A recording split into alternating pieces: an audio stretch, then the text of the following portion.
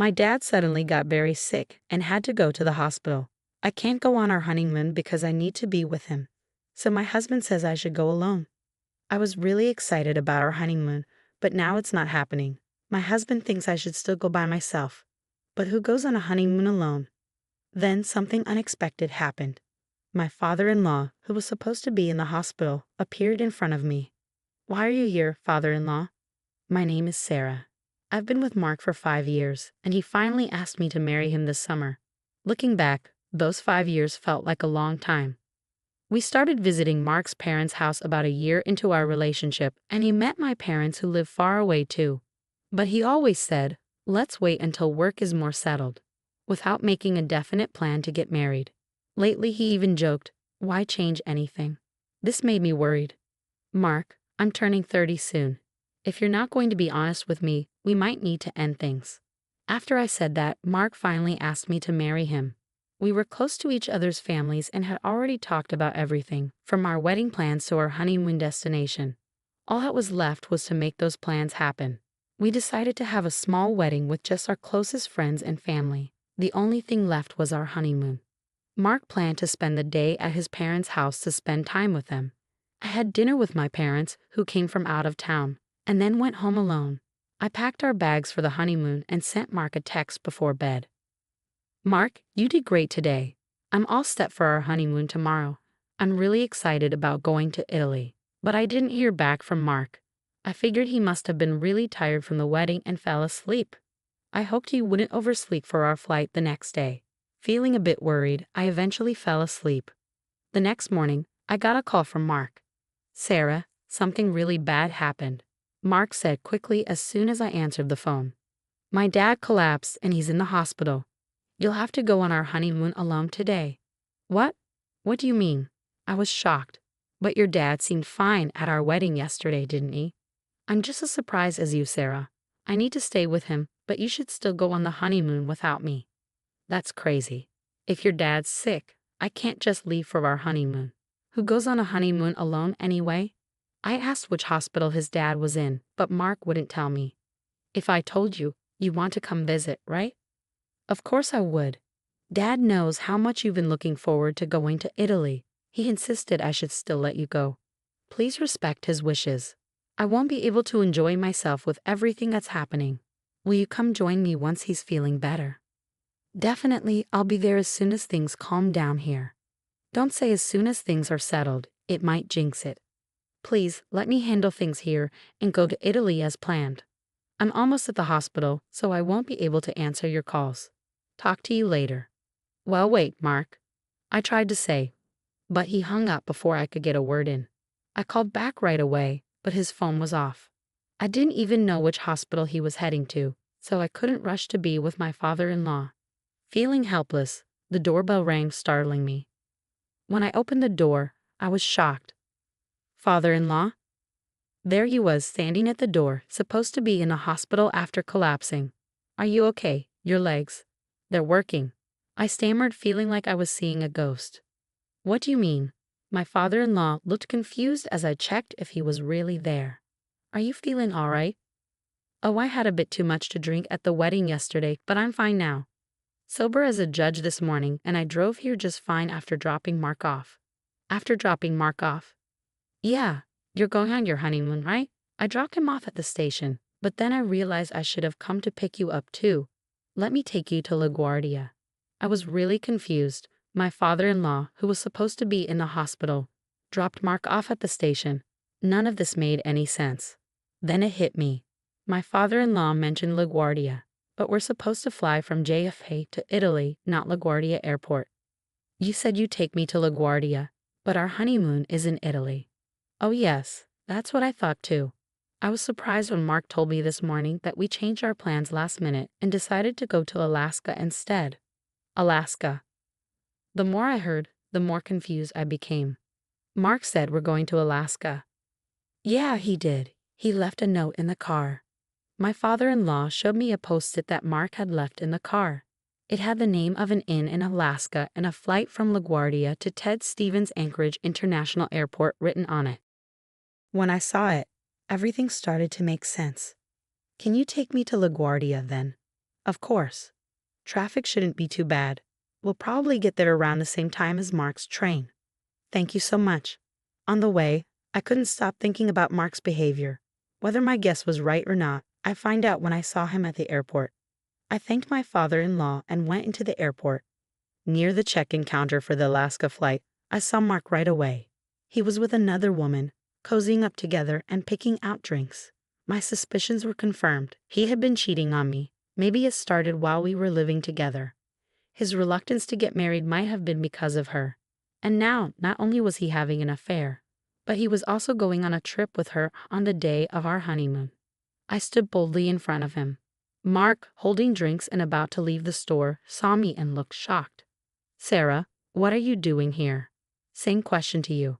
Why are you, who should have been at the hospital with your dad, here? I just came to buy some stuff. Stuff? Did you really come all the way to LaGuardia just to buy drinks? Yeah, Dad wanted some specific airport water. That's funny you say that because I was just with your father. Huh? Your dad came to pick me up in his car. He seemed perfectly fine, which was a big surprise. Oh right, after we talked, he suddenly felt better. He's always been resilient. Mark was sticking to his story. Amidst my shock, I couldn't help but think, what excuse will he come up with next? So who's this woman? Where were you two planning to go? Well, oh right, she's the nurse who looked after Dad. We're going to check out a rehab center for him in Alaska. Your excuses are painful to hear. I was speechless and sighed in disbelief. Enough. Your lies are giving me a headache. It's not a lie, she's really my dad's. Mark's words were interrupted by a voice from behind. My what? I turned around and saw my father-in-law standing there. I thought you went home, I said. I had a feeling something wasn't right, Sarah, so I parked the car and followed you. Looks like I was right. Seeing his dad there, Mark knew his lies weren't going to work. He looked nervous. My father-in-law asked sternly, "Who is this woman?" Well. Before Mark could say anything, the woman spoke up. I'm Amy, Mark's girlfriend. Mark quickly covered her mouth. What are you saying? You need to be honest, Mark. You don't love your wife. Just divorce her already, she said boldly. What? No, just be quiet, Mark exclaimed. Why should I listen to you? You promised to leave your wife for me. That's why you chose me over her today, right? Amy accused. That's because you threatened me. You said, if you don't come to Alaska with me today, I'll tell everyone about us. Mark defended himself. I see, so you were having an affair with her? I said coldly. Amy glared at me and snapped back, it's not an affair. Mark and I are serious about each other. He never wanted to marry you. At that point, I didn't even want to argue anymore. Fine, do whatever you want. Leaving Mark and Amy behind, my father-in-law and I left the airport. It was 5 days later when Mark came back home. The doorbell rang, and I talked to him through the intercom. Sarah, can you open the door? I can't unlock it. Oh, I changed the locks. You changed them? Why would you do that without telling me? I don't want someone I don't know having a spare key to our home. Someone I don't know? Are you talking about me? Who else would I be talking about? I got the divorce papers ready, so just sign them. Wait, let me in first. We can talk about this. I kept the door chain on and passed the divorce papers through the crack. There's nothing to talk about. Once you sign these papers, can you leave right away? Don't be so angry. I've decided to end things with Amy. Huh? What do you mean? She's awful. I only agreed to go to Alaska because she threatened to tell everyone about us. But the trip was terrible. She complained the whole time about the inn and the weather. I told her I won't divorce you. Please break up with me. I don't care if you break up with that girl or not. The only option for me is a divorce, even if you don't agree. Don't say that. Are you mad because we didn't go to Italy? It's too late now, but do you want to go? Are you serious? How can you even suggest that? I was wrong to think I could reason with you. A man who cancels our honeymoon to go on a trip with his mistress isn't reasonable. Sign the divorce papers now and also sign this. I handed him another document through the crack. What's this? He asked. It's a payment agreement for alimony and the cancellation fee for our honeymoon. I had a lawyer prepare it while you were away. I'm saying I don't want a divorce. You're the one who wants it, so why do I have to pay alimony? I want to try again. You can't ignore the consequences of cheating. Infidelity means alimony, and the decision to start over isn't yours, considering you cheated. What about this cancellation fee? We don't get a refund for canceling our trip last minute. Since you caused it, you should pay. I told you to go alone. Not going was your choice. How could I go alone on our honeymoon? And you lied about your dad being sick to cover up your affair. I couldn't go in that situation. I wanted to go to Italy with you, but Amy threatened me. You wouldn't want me to lose my job, would you? Amy threatened to expose you at work. Yeah, exactly. If she says she'll do something, she'll do it. It's all Amy's fault. Amy did give off a vibe of unpredictability. I mean, she even boldly declared herself as Mark's girlfriend directly to his wife. She must be quite bold. But strangely, I felt relieved. With someone like Amy in the picture, Mark's actions would eventually catch up with him, even without my interference. All I needed now was to get him to sign those divorce papers. Pretending to be concerned, I asked, "Hey, are you sure it's safe for you to be here?" "What do you mean? You ended things with Amy, right? Isn't she angry?" "Of course she's angry, but I'm done with her." "Well, maybe you're fine, but what about Amy? Knowing her, she might show up at your office and cause trouble." "True, that would be a disaster. I need to go to the office and handle this. Sarah, could you pass me my company key card?" "This one." I pulled out Mark's company key card and showed it to him. "Yeah, that's it." I quickly moved away from the door as Mark reached for the card through the gap. "I'll give you the key card if you sign the divorce papers and the payment agreement first." "But, have you made up your mind? You better decide quickly. Amy might get to your office before you."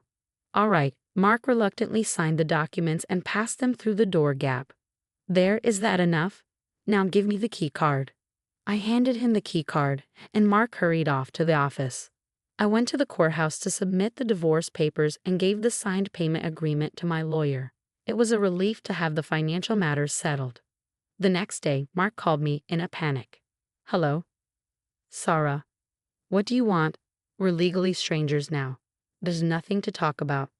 "Wait, please don't hang up." Mark pleaded desperately. Curious about what happened, I decided to hear him out. "So what is it?" "I was called into a meeting by the board when I got to the office today. Everyone knows about my affair, even though I tried to get ahead of Amy. Isn't that strange?" "Oh, I told them." "You told the board?" "Yeah, I felt bad because they came to our wedding. But we divorced so quickly. Since you were busy with Amy, I thought I should explain why we split up." "Just the board? You told everyone at my office?" "Yeah. When I told them my husband chose a vacation with someone else over our honeymoon, they were shocked." "But how can I face everyone at work now?" "You don't have to hide anymore. Isn't that a good thing? Don't play games with me. You've ruined everything." "I should be saying that to you. I wish I could get back the 5 years I wasted on someone like you." When I spoke up, he fell silent. "Why don't you just be with Amy? If she cares about you so much, wouldn't she support you even if you quit your job?" "No, being with her only brings trouble. The only one who can support me is you, Sarah." "Well, being with you only brings me trouble. If you want support, maybe you should think about how your actions affect others." "Yeah, I regret it. So can we try again?" "No chance. Maybe it's time for you to reflect, start fresh, and try dating again. Oh, and maybe find a job first." "Sarah, please don't leave me. You're the one who betrayed me first. You'll have to live with your regret." I ended the call abruptly. After that, Mark went back to his parents' house a few times to borrow money.